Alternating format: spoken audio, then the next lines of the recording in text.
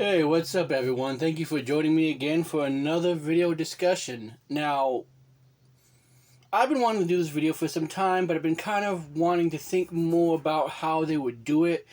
But a recent rumor has come out in regards to the next Resident Evil game, so I figure why not go ahead and talk about it now. So just go ahead and leave your thoughts in the comments down below. Leave a thumbs up if you like this video, and feel free to subscribe if you feel like it. Again, no pressure from me, but let's go ahead and get into the topic at hand, which is Resident Evil 9.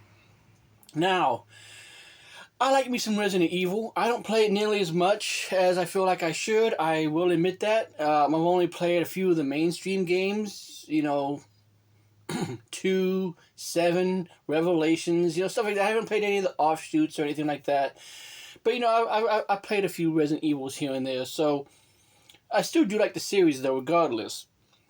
But something recently came up as far as Resident Evil 9 goes, as far as it's an open-world game, and I don't really like that idea. I like the idea of the way that it's worked before, where it's been kind of a linear experience, or stuff has been shut off until you go to a particular point later and find an item that then helps you solve a part of the puzzle, that then helps you advance. I like that idea a heck of a lot more than an open world, unless they mean maybe open room. Or maybe open zone, to where there's all kinds of stuff within a room. It's still locked until you get a particular ability later on, but you can just go at any point in time, kind of like you can in a real life scenario. Like if you were to come into this room right now, you can ideally touch anything in this room, right? You can affect anything in this room, really. But maybe you need to reach something up high, so you need to go get a ladder from another room to then come back into this one and then be able to reach up high, for an example. Stuff like that, to where when you go into a room, you can technically interact with anything.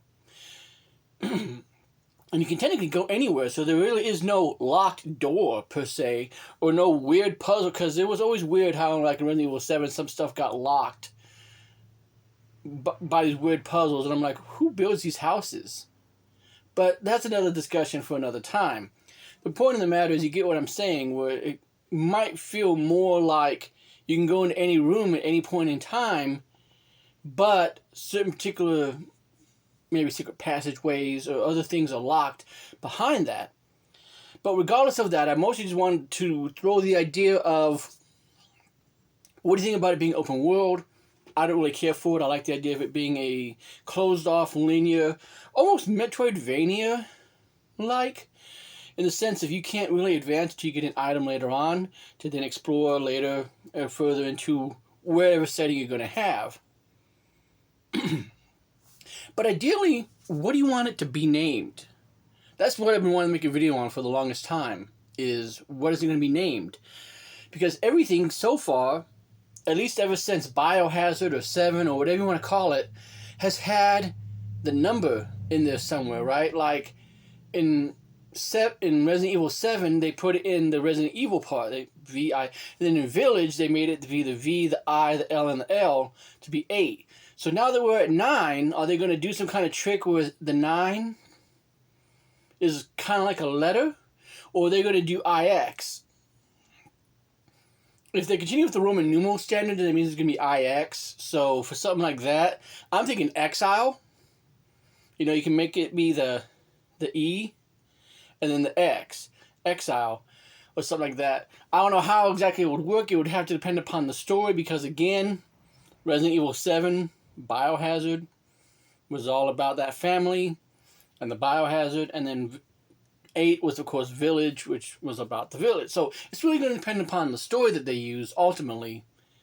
But what do you guys think? I think this is going to be an interesting discussion video about what exactly they're going to name it. Because that, to me, is more interesting. What are they going to name it? What's the story going to be about? What's the setting? How's it going to work? I'm more interested in that than whether it's going to be an open world or not. Because I think that they're just going to maybe try to stay tried and true. Maybe do some kind of a village-like format where you can just walk anywhere in the village. And there's particular items on each side, but it's still kind of locked in a Metroidvania-like style. Because kind of in a Metroidvania game, you can technically go anywhere as long as you're within that zone. But certain things are maybe like, here's a part that's higher up that you can't get to until you get double jump.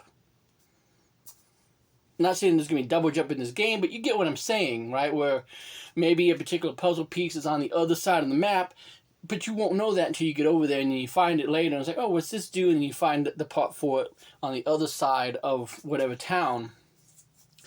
That could be a little bit more interesting, I think. As long as we're not talking about fully open world like Witcher, Breath of the Wild, and these other games that just basically are just go wherever the heck you want and figure it out. As long as there's a little bit of closed doors and puzzles to still solve, I think that will work out better, but only time will tell with that. Because who knows, maybe they can do open world in a way that's unique and fun and original and doesn't just feel like it's being open world for the sake of being open world. So what do you guys think about those two topics? Do you think it should be an open world game? If you do, how do you think it's going to work? And what do you want the name of the game to be? What setting do you think is going to work? I think it's going to be a very interesting topic of discussion. It's going to be very interesting to see what comes from Resident Evil 9 in the future.